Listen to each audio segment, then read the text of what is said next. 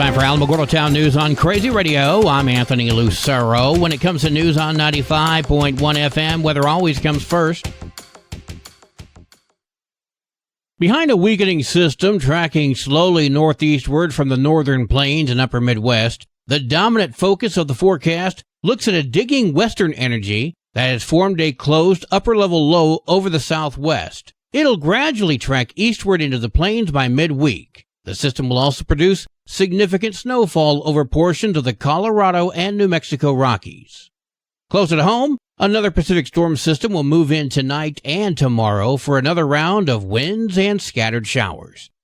We'll have another look at the weather following this news. The Tularosa Basin Regional Dispatch Authority has a meeting scheduled for today at 1:30. That's at the Otero County Administration Building at 1101 New York.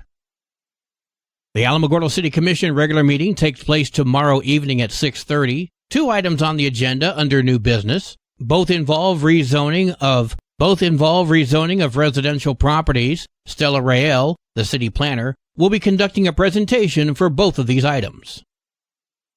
The Brew at the Zoo takes place on Friday, April 26th at the Alameda Park Zoo from 6 to 10 p.m. Check out the City of Alamogordo Facebook page for details. The Alamogordo Animal Control is hosting a special $40 pet adoption event the entire month of April. If you're looking for a new family member, they have playful pups and cuddly kittens, a variety of lovable animals waiting to meet you. Stop by at 2910 North Florida or give them a call at 575-439-4330 for details.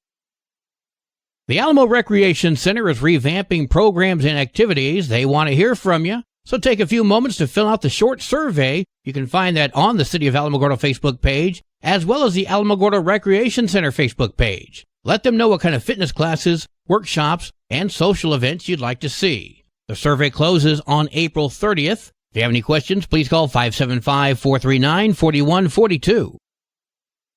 Well, today is Monday. Let's get a pup date from Animal Village NM. Hi, this is Sunny Harris with Animal Village NM. Up here in beautiful Ruidoso, watching an elk taking a nap in the front yard. Meanwhile, it's spring, which is probably why she's out there. She looks like she's already pregnant. We're hoping that your pets are not in the same condition. Please remember to spay and neuter your pets. Maybe you're somebody who adopted a rescue puppy for Christmas. Thousands of people did, millions across the country.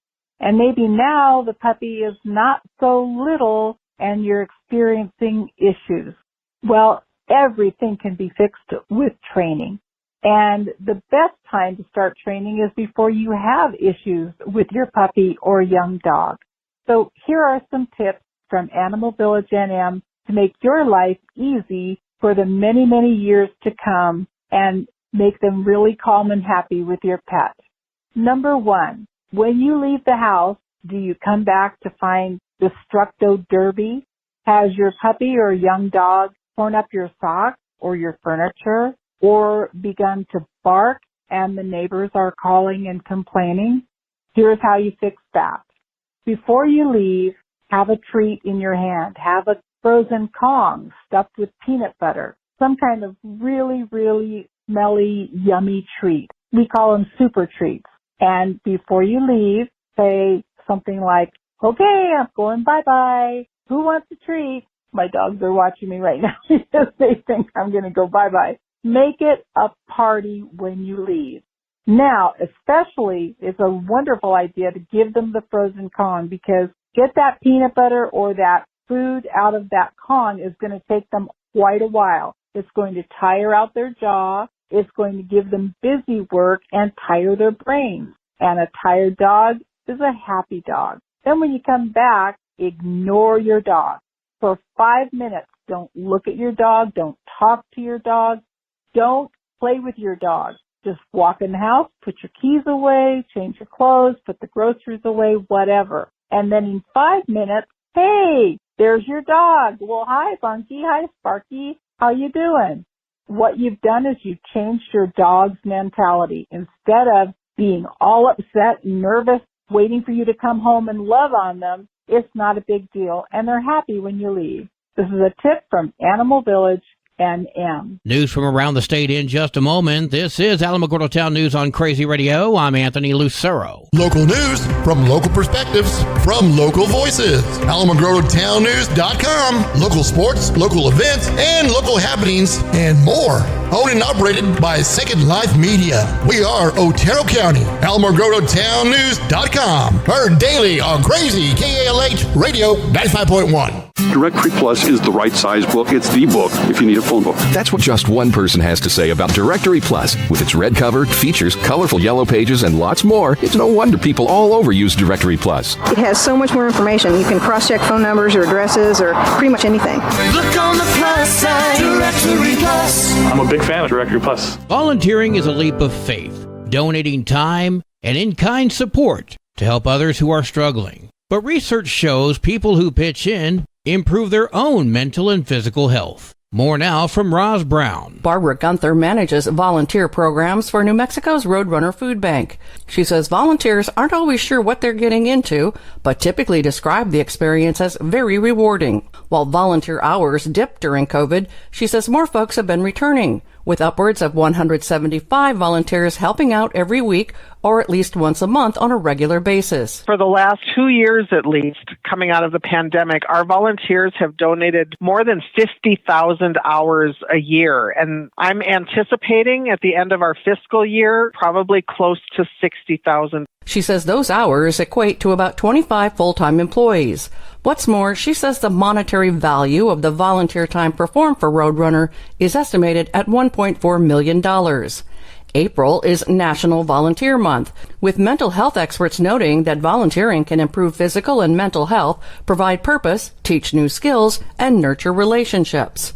Gunther says Roadrunner Food Bank attracts volunteers from all walks of life, corporate, civic, and school groups, and those who want to connect to the group's mission of getting food into the hands of hungry people without barriers. What I find interesting is a lot of times people will come as part of a group, and that's their first contact with us, and they say, oh, hey, this kind of got me in the door, but I want to come do this as an individual. She says one way people volunteer is at Roadrunner's Albuquerque warehouse, typically working 2-hour shifts, sorting produce and dry and canned goods. Those goods are later delivered statewide by trucks to food pantries, senior centers, low-income housing locations, group homes, shelters, school partners, health clinics, and other locations. I'm Roz Brown reporting. Following recent incidents where illegal immigrants walked into the Santa Teresa Middle School in Sunland Park, tensions remain high.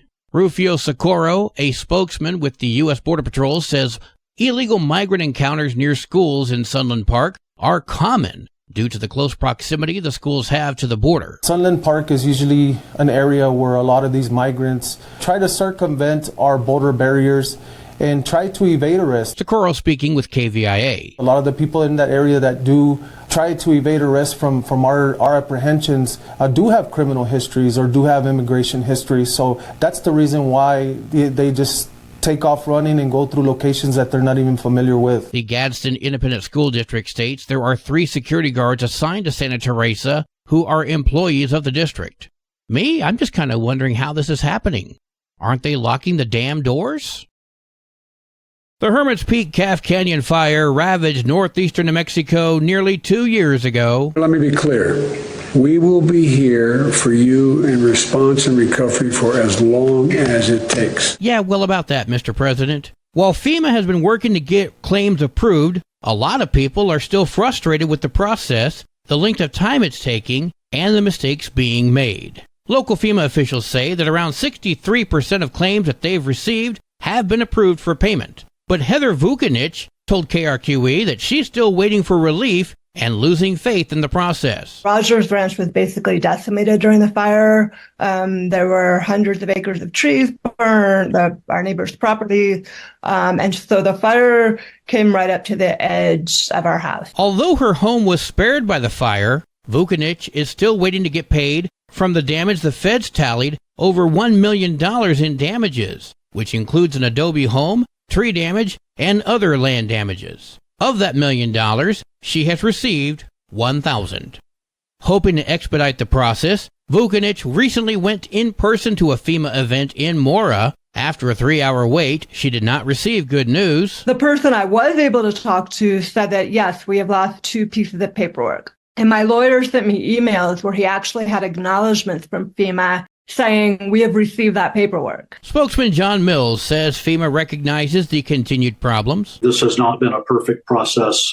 Congress directed FEMA to launch a brand new program, something FEMA does not ordinarily do after every disaster. But we are making some operational changes and we are continuing to staff up. The claims office has approved $465 million and over 2,000 claims so far, but admits much more needs to be done. We're really focused on unmet needs. What damage did the fire do to your life?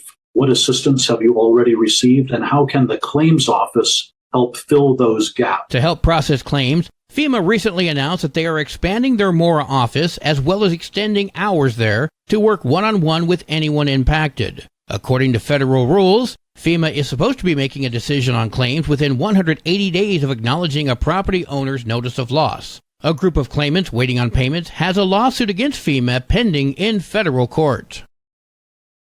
You will recall a few months ago we talked about the city of Farmington planning and then canceling a gun buyback event. And then New Mexicans to prevent gun violence went ahead and accepted, then destroyed, guns anyway without performing background checks and still handed out gift cards. San Juan County Sheriff Shane Ferrari spoke with KOB. The chief announced the gun buyback program and several citizens came forward with concerns of our new background check law that was implemented in 2019. Miranda Viscoli, the co-president of New Mexicans to Prevent Gun Violence, had this to say. The reason why we dismantled firearms in Farmington County was because when that gun buyback was canceled, there were people that were, for safety reasons, wanted those firearms dismantled. The Attorney General stated that if a nonprofit partners with law enforcement, they do not have to perform a background check.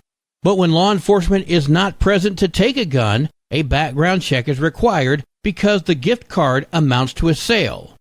But wait, there's more. If the gun is destroyed and then the gift card is issued, you're no longer technically buying a gun. We feel 100% vindicated, and we knew we would, because we knew that what we were doing was not going against the law. She said something very similar when she appeared here on Crazy Radio. The important part is to remember that the loophole only works if the guns are in what's called permanently inoperable condition. Not realizing that we continue to dismantle our firearms. There is no gunsmith in the world that would waste their time trying to put together any of our firearms. The sheriff says he's fine with legal gun buybacks, and the nonprofit says they will continue to do them. Sports and weather are next. This is Alamogordo Town News on Crazy Radio. I'm Anthony Lucero. They are role models and educators. Their work requires a great deal of time and energy for very little pay. Who are these unsung heroes? Thanks, Coach. Thanks, Coach. The simple truth about education-based athletics in New Mexico is this. Without a committed team of coaches and administrators, they just wouldn't be possible. School sports, they bring out the best in all of us. This message presented by the New Mexico Activities Association and the New Mexico Athletic Directors Association. There are 5 games for New Mexico softball today and 7 games for New Mexico baseball, nothing regionally. Your Crazy Radio spot on weather forecast for the Tularosa Basin today calls for sunny skies, patchy blowing dust afternoon, wind will be gusting as high as 32 miles per hour. Partly cloudy skies tonight, winds gusting as high as 32. Mostly sunny and cooler tomorrow with a 20% chance for showers, wind will be gusting as high as 24. Your high today in the basin, 72, low tonight of 44, high tomorrow, 64 degrees. In Cloudcroft, mostly sunny skies today, winds gusting as high as 38 miles per hour. Partly cloudy tonight, winds gusting as high as 37. Mostly sunny and cooler tomorrow with a 30% chance for snow. Winds will be gusting as high as 31. Your high today for Cloudcroft, 51. Low tonight of 31. High tomorrow, 40 degrees. Local breaking news can be found on our website, alamogordotownnews.com, and learn more about Crazy Radio by visiting kalhradio.org. Also, check out the Crazy KALH Radio YouTube channel. That's where we post our daily newscasts, complete interviews, and other information which concerns everyone in the Tularosa Basin. Be sure to give this video a like and subscribe to our channel if you've not done so already. That way you too can remain informed of the goings-on in the Tularosa Basin. Well, that concludes today's edition of Alamogordo Town News on Crazy Radio. I'm Anthony Lucero.